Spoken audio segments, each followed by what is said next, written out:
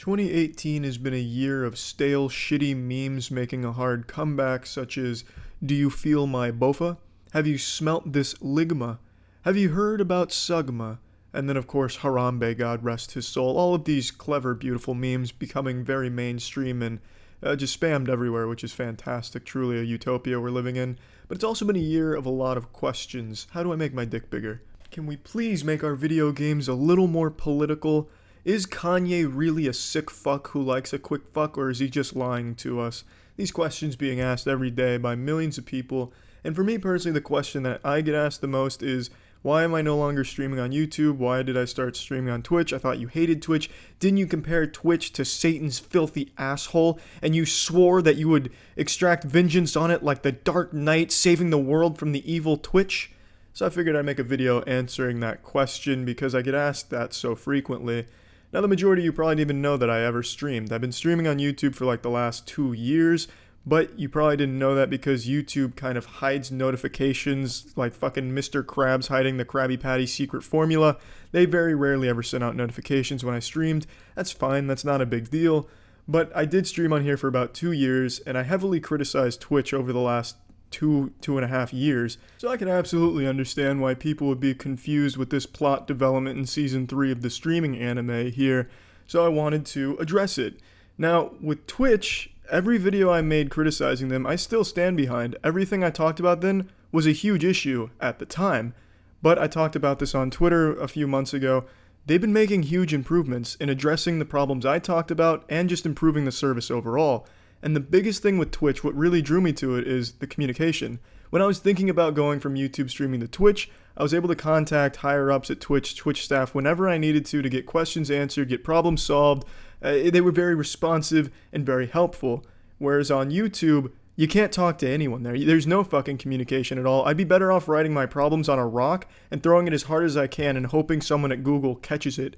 I would have better luck hiring a spiritual medium to communicate with my dead great-great-grandfather than talking to a single human being that works at the YouTube headquarters underground Area 51 secret facility. They are unreachable, which is just super shitty and unhelpful, especially when you have as many problems on the YouTube platform as they do. So I was given a content contact at YouTube like 5-6 months ago, and we talked a couple times and they seemed like a very well programmed android, but then I received a fraudulent copyright strike two or so months ago, and I sent this contact 4 or 5 emails over the course of 2.5 weeks, and I received no responses at all.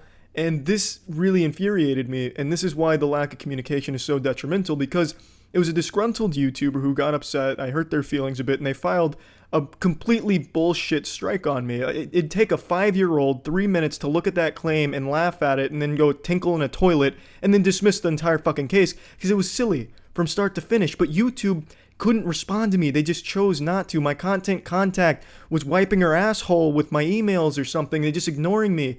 It was as if we had just swiped right on Tinder on each other. And we talked a couple times, but then they lost interest in me and just leaving me on red kind of as like a fucking joke. So I have this problem and I have no way of solving it. So I ended up having to go through a lawyer to talk to the guy and get the strike just settled off platform. Even though if YouTube just manually reviewed it or my content contact escalated it, it would have been solved within a day. And it was so frustrating because a strike on YouTube is a super fucking big deal. It's just silly, and that was the last straw. That was the straw that fucked the camel's back for me and made me want to switch to Twitch. I'll post my Twitch link in the description of the video and the pinned comment if you want to check it out. But when you have a problem like a completely bullshit strike and you have no way of fighting it, that's not a very safe place. You don't want to be on that platform in that space because if you run into an issue, you're on your own. And that's not good. Like, that's fucking dumb. And now, after I got everything handled, my content contact did finally respond and hit me with some cold water. She said, "I'm no longer your content contact." That was about it. She just dumped me. After I handled everything, I washed my hands of the case. My nipples feeling nice and hard. Finally done with it. I can just go forward now. I get an email from her saying, "I'm not your content contact anymore. Go fuck yourself." YouTube's motto has always been, if it isn't broke, we'll break it. But that was just above and beyond what I would have ever expected. I got lucky though because I had connections there and I was able to get another content contact who seems to be a little more responsive. I'd even go as far as to call them human, still withholding judgment on that though. I'm not positive they're human, but they're a little more responsive, but it's too late now.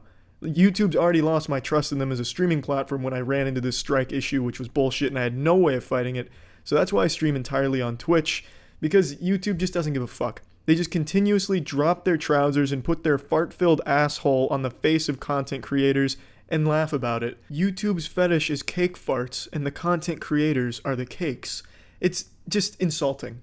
Above all else, it's just an insult. Now, obviously, I'm going to continue to post videos here because as a video hosting platform, there's just nothing better. But when it comes to streaming, Twitch is far superior in every measurable category, and they are actually fixing the problems that I've criticized in the past. Also, I mentioned one time that I was blacklisted by Twitch because someone on the inside told me that. Well, obviously, that turned out to be an exaggeration or just a blatant lie. But when I was talking to Twitch higher-ups, it turns out they really did watch those videos I made about them and openly acknowledged that those complaints were valid and something they needed to work on. They told me, thank you for the criticism. That was mind-boggling to me, fucking wild, because YouTube, I don't think has ever seen a single YouTube video ever posted on the platform, whereas Twitch staff goes out of their way to look at criticism and watch shit, criticizing them to try and improve. That's nothing but respect there. So even though Twitch still does have some problems, it's a million times better than YouTube. And the best part is being able to communicate. That's the most important part. When you're on a platform, you need to have some level of communication with the actual platform. Otherwise, you're just kind of all alone and you'll have no help if something goes wrong or if there's an issue. And on Twitch, I feel safe knowing that I can reach out and get answers, get problems solved. So that's why I'm not streaming on YouTube anymore, and that's why I do all my streaming on Twitch. I just feel safer there, and yeah, that's about it. See ya.